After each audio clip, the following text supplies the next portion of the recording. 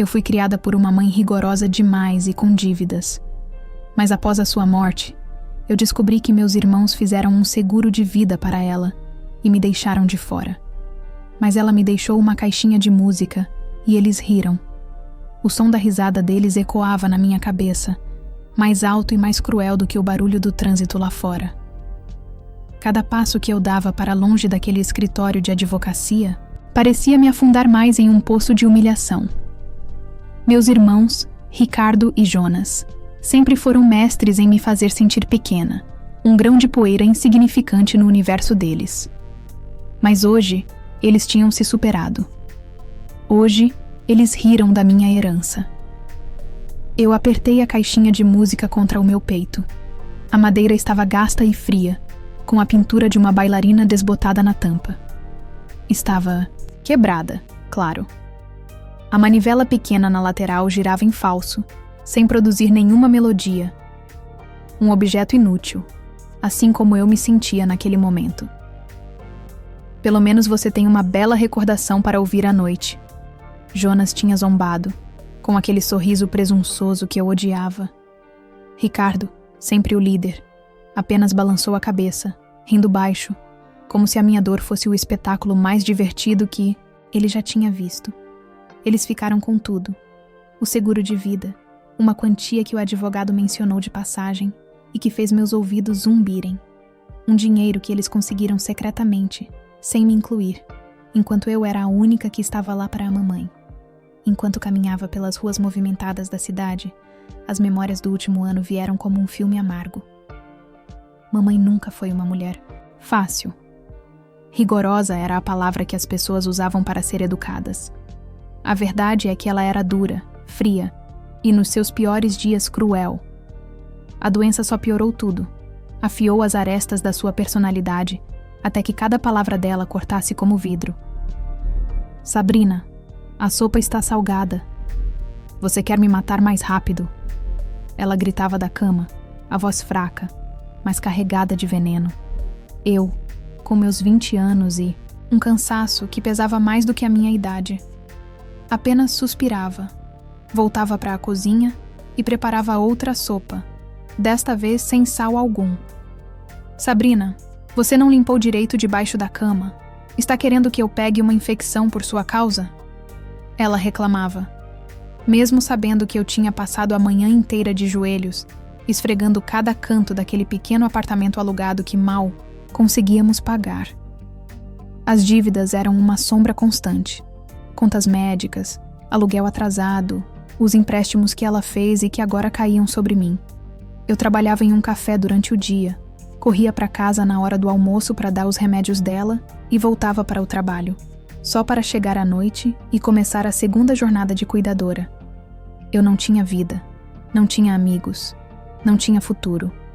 Eu só tinha a mamãe e a esperança desesperada de que, um dia, ela olhasse para mim e dissesse: obrigada. Uma única vez. Mas essa palavra nunca veio. Onde estavam Ricardo e Jonas enquanto tudo isso acontecia? Vivendo suas vidas. Ricardo, o mais velho, com sua família perfeita em um bairro nobre, sempre ocupado demais com o trabalho para visitar. Suas ligações eram raras e curtas. Como ela está? Ele perguntava com a mesma emoção de quem pergunta sobre o tempo. Está na mesma? Eu respondia. E isso era o fim da conversa. Jonas, o do meio, morava em outra cidade. Dizia que a distância o impedia de ajudar, mas a verdade é que ele nunca quis. Para eles, mamãe se tornou um problema, uma obrigação da qual eles se esquivaram com uma facilidade impressionante. Uma obrigação que caiu inteiramente nos meus ombros. Eu não pedi ajuda. Meu orgulho, ou talvez minha tolice, não permitiu. Eu achava que era meu dever.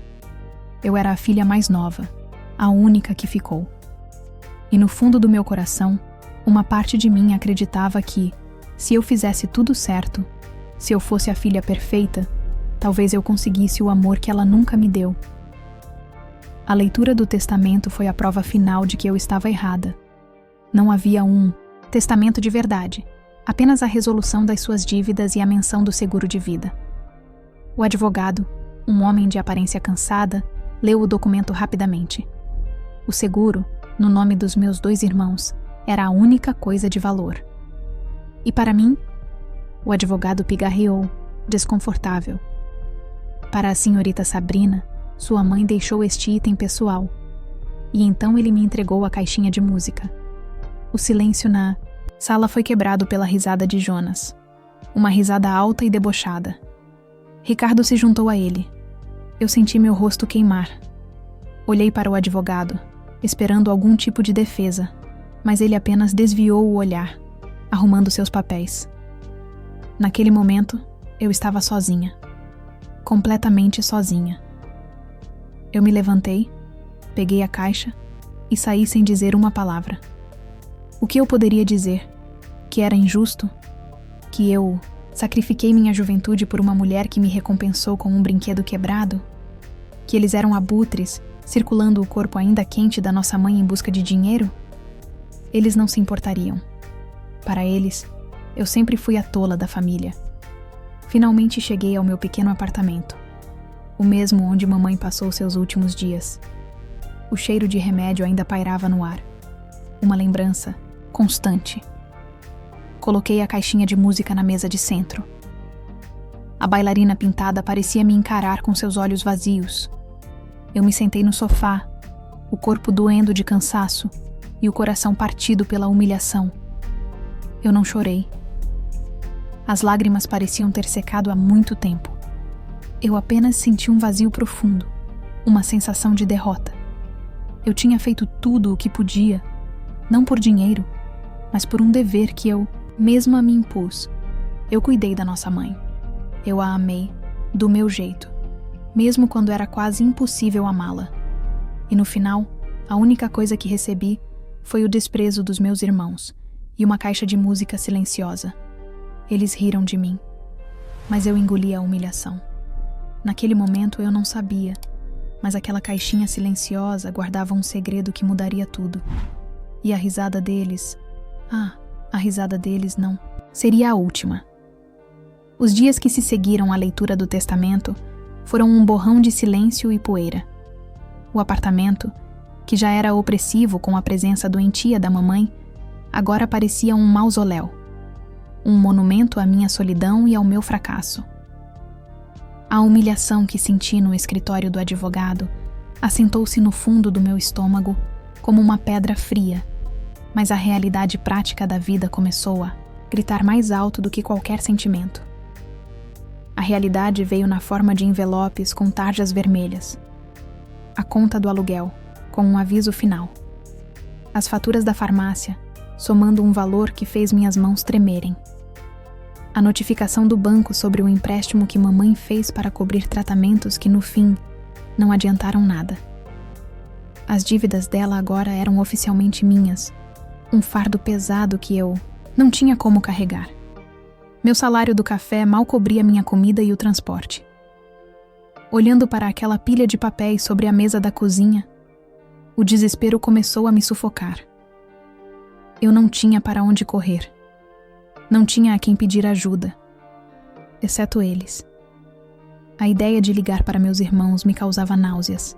Significava engolir meu orgulho, ignorar as risadas, a zombaria e pedir. Pedir a quem me desprezava, mas a alternativa era ser despejada e ficar na rua. Com o coração batendo forte, disquei o número de Ricardo. Ele atendeu no terceiro toque, a voz impaciente e atarefada. Alô? Ricardo, sou eu, a Sabrina, eu disse, minha voz saindo mais fraca do que eu gostaria. Ouvi um suspiro do outro lado da linha. Sabrina, estou no meio de uma reunião. O que foi? Eu sei, me desculpe por incomodar, mas é importante. Eu estou com problemas. Fiz uma pausa, tentando encontrar as palavras certas. As contas da mamãe, o aluguel, é muita coisa. Eu não tenho como pagar tudo. Eu pensei se talvez, com o dinheiro do seguro... Não. Ele me cortou, a voz fria como gelo. Não vamos misturar as coisas. O seguro de vida é meu e do Jonas. Foi um investimento que fizemos. Não tem nada a ver com as dívidas da mamãe. Mas ela era a nossa mãe, eu insisti, o desespero começando a corroer minha calma. Eu cuidei dela, Ricardo, sozinha. Eu achei que vocês poderiam, pelo menos, ajudar a limpar o nome dela, a resolver essas pendências. Olha, Sabrina, ele disse, o tom agora condescendente, como se estivesse explicando algo óbvio para uma criança. Você escolheu ficar aí e cuidar dela. Foi uma decisão sua. Ninguém te obrigou. Agora você precisa arcar com as consequências das suas escolhas. Eu tenho minha própria família para sustentar. Não posso resolver os seus problemas financeiros. Senti uma onda de raiva me subir pelo corpo. Meus problemas? Essas dívidas são por causa dela, da nossa mãe. E você sabe muito bem que não foi uma escolha, foi uma necessidade. Alguém tinha que fazer. Então você deveria ter pensado nisso antes, ele respondeu, sem um pingo de emoção. Agora, se me dá licença, eu realmente preciso voltar para a minha reunião. Resolva isso, Sabrina. E por favor, não me ligue mais para falar sobre dinheiro. E desligou. Fiquei olhando para o telefone, o som do tu-tu-tu ecoando no silêncio do apartamento. Resolva isso. Como se fosse simples. Como se eu pudesse estalar os dedos e fazer o dinheiro aparecer. A frieza dele me feriu profundamente, mas ainda havia uma última esperança, por mais frágil que fosse. Jonas. Respirei fundo e disquei o número dele. Jonas atendeu com uma voz arrastada, como se eu o tivesse acordado. Fala, maninha, ele disse, e eu pude quase ver o sorriso irônico em seu rosto. Jonas, eu preciso de ajuda. Fui direto ao ponto, sem forças, para rodeios. Deixa eu adivinhar. Problemas no paraíso? Ele zombou. A vida de herdeira não está fácil? Para com isso, Jonas. É sério, eu disse, a voz embargada. Eu liguei para o Ricardo, mas ele não quis me ouvir. As dívidas são enormes. O aluguel está atrasado. Eu vou ser despejada. Eu só preciso de uma parte, um empréstimo, qualquer coisa para me manter de pé. Houve um silêncio, e por um segundo, uma parte estúpida de mim achou que ele poderia ter um pingo de compaixão. Eu estava errada. Um empréstimo? Ele riu, uma risada sem humor. Sabrina, Sabrina, você nunca aprende, não é? O dinheiro do seguro é nosso, meu e do Ricardo. Nós fomos espertos. Você foi a boazinha, a filha dedicada. E o que você ganhou com isso? Ele fez uma pausa dramática. Ah, é mesmo. Uma caixinha de música quebrada. As palavras dele foram como um soco no estômago. Eu não consegui responder. Por que você não vende sua relíquia? Ele continuou, o veneno escorrendo de cada sílaba. Talvez algum colecionador de lixo pague alguma coisa por ela. Ou então, sei lá, arrume outro emprego. Faça alguma coisa da sua vida em vez de ficar se lamentando. Eu não estou me lamentando, gritei, as lágrimas, finalmente escorrendo pelo meu rosto. Estou pedindo ajuda aos meus irmãos.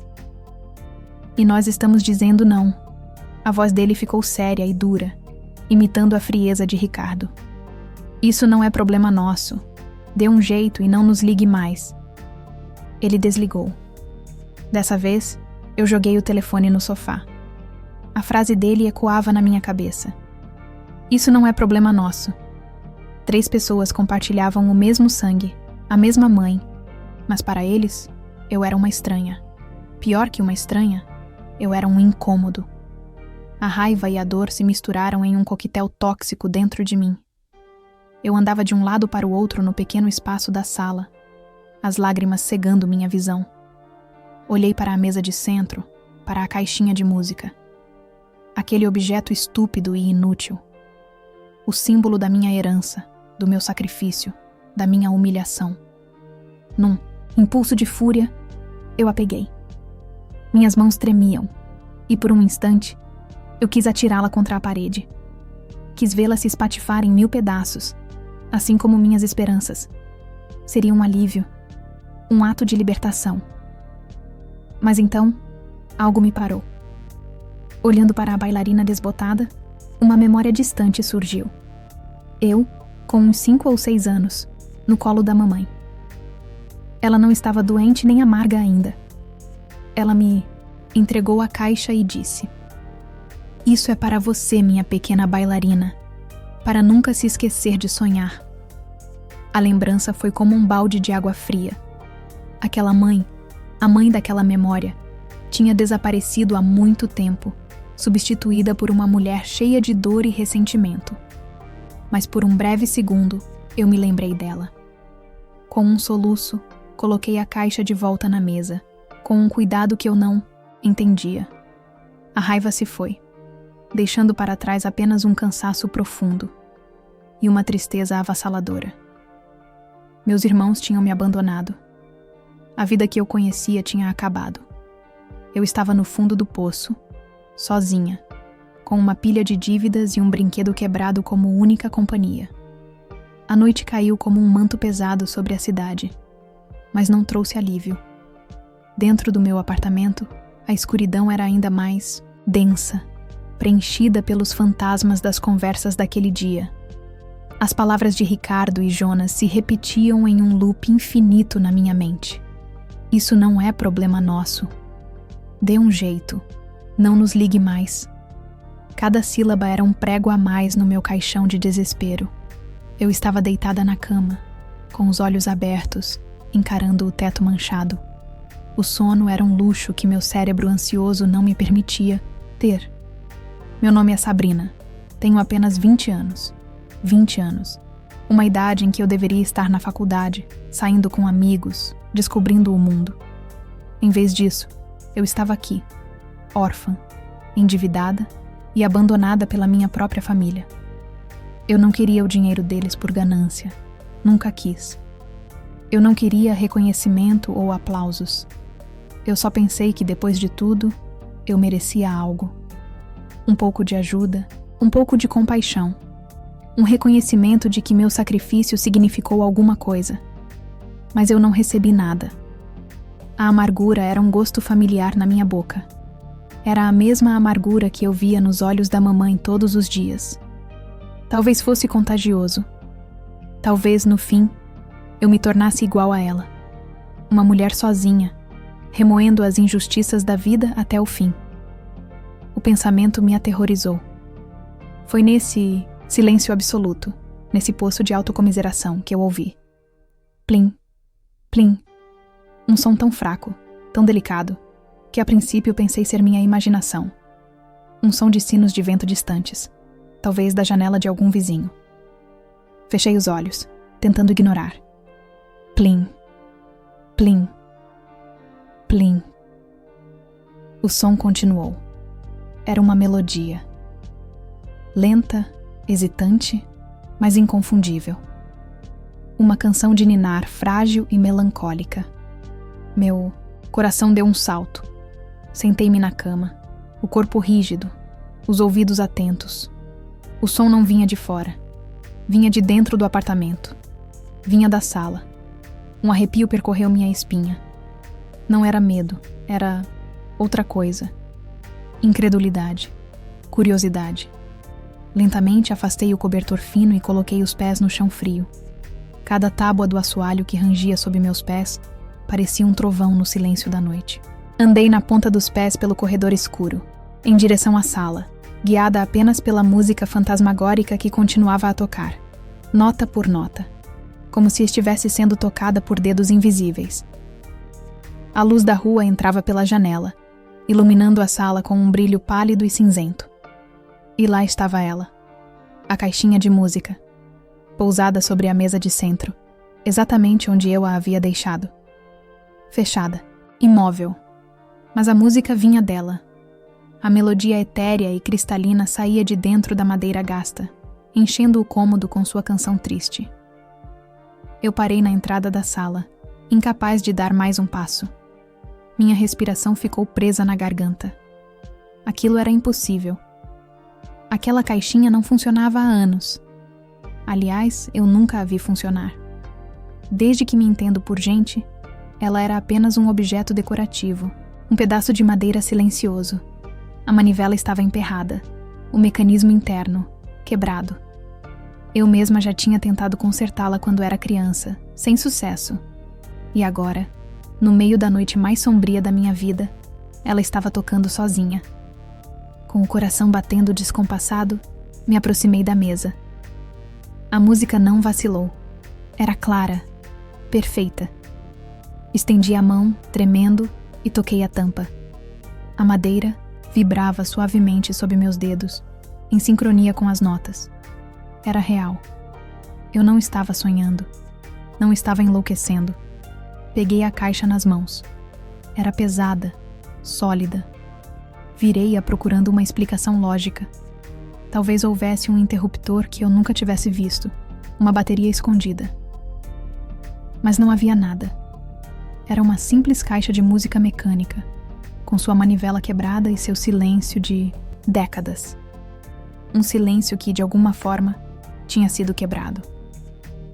A melodia começou a ficar mais lenta, as notas mais espaçadas, até que a última nota pairou no ar por um instante, e depois desapareceu, devolvendo o apartamento ao silêncio absoluto. Mas a atmosfera tinha mudado.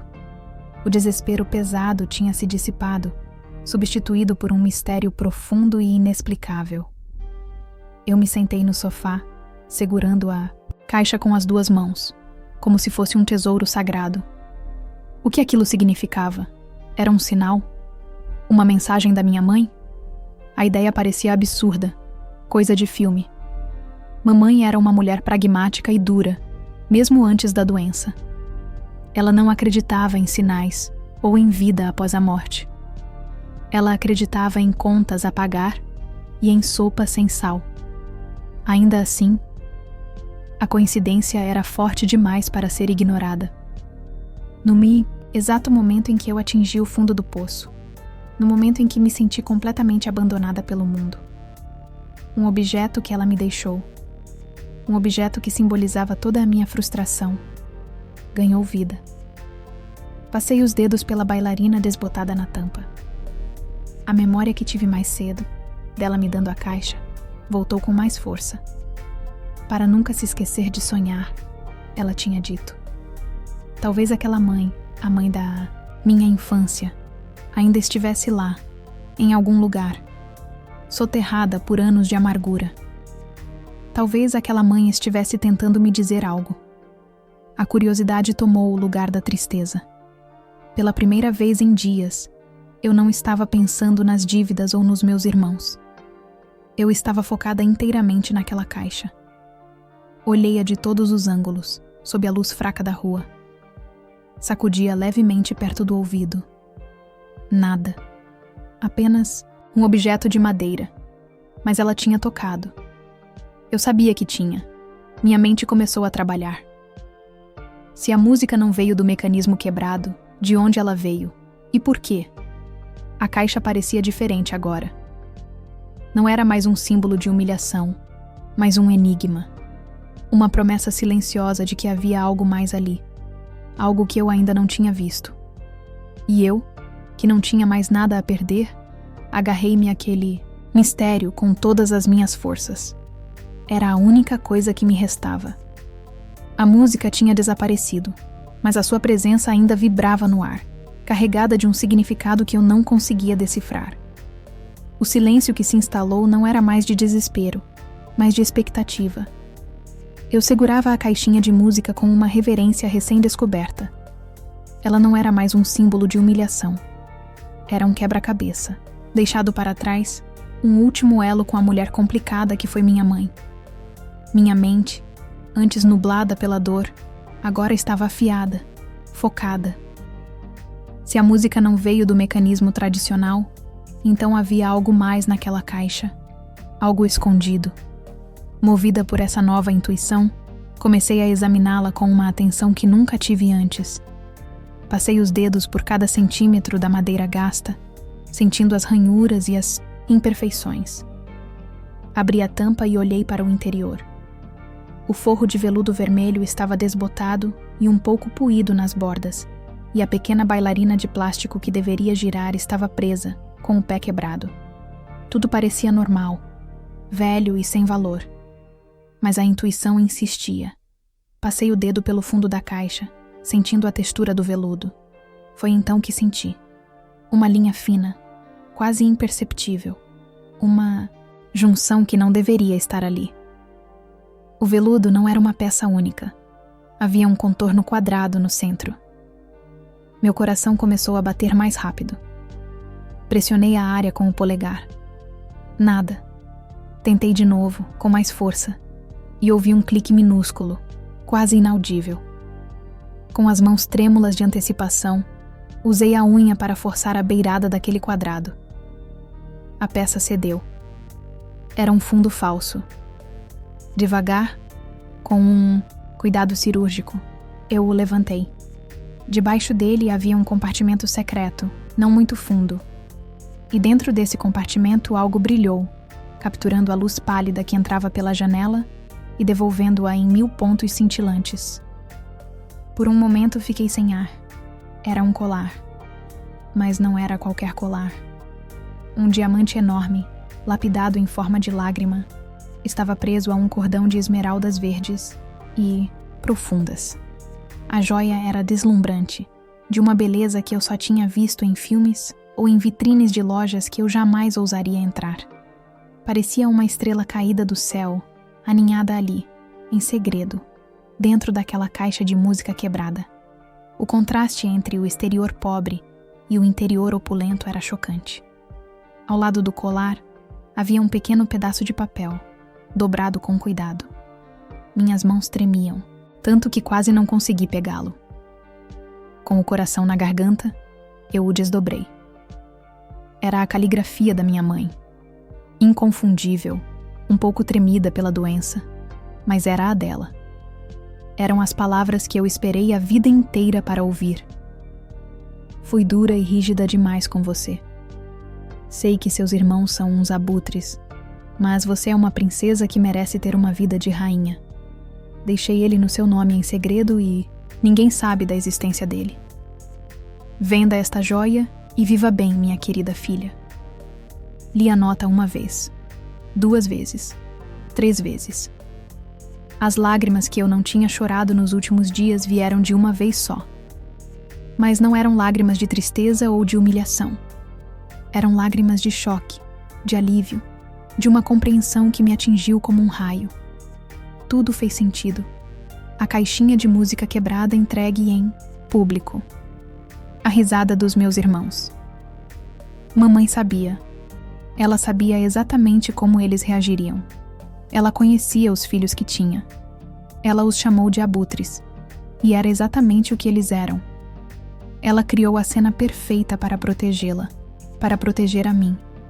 Ela me deu uma herança que eles nunca valorizariam, um objeto que eles desprezariam e esqueceriam no momento em que saíssem da sala. A caixa quebrada era a camuflagem perfeita. O rigor dela, a dureza. Talvez não fosse apenas amargura. Talvez fosse a maneira dela de me preparar, de me fortalecer para um mundo que ela sabia ser cruel. Ela não podia me dar carinho e abraços. Talvez a vida tivesse tirado isso dela. Mas ela me deu as ferramentas para sobreviver. E no final, ela me deu a liberdade. A música misteriosa. Eu nunca saberia explicar. Talvez fosse apenas o mecanismo que se soltou com o tempo. Uma coincidência do destino. Ou talvez, e meu coração preferia acreditar nisso, fosse o último suspiro de amor da minha mãe. Um chamado do além para que eu encontrasse seu presente final. Um jeito de me guiar até a verdade. Peguei o colar. Era pesado e frio na minha mão. O diamante brilhava com uma promessa. Aquilo não era apenas uma joia. Era a minha salvação. Era o fim das dívidas, do apartamento mofado, do trabalho sem futuro. Era o começo de tudo. A risada de Ricardo e Jonas ecoou na minha memória, mas agora soava diferente. Não era mais humilhante, era patética. Eles riram, satisfeitos com o dinheiro do seguro, enquanto a verdadeira fortuna, o verdadeiro testamento de amor da nossa mãe, estava comigo. Eles ficaram com o dinheiro, mas eu fiquei com a verdade. Eu fiquei com a validação. Eu era a filha amada. Essa era a minha vingança. Uma vingança silenciosa e emocional, que eles nunca, jamais entenderiam. Olhei pela janela.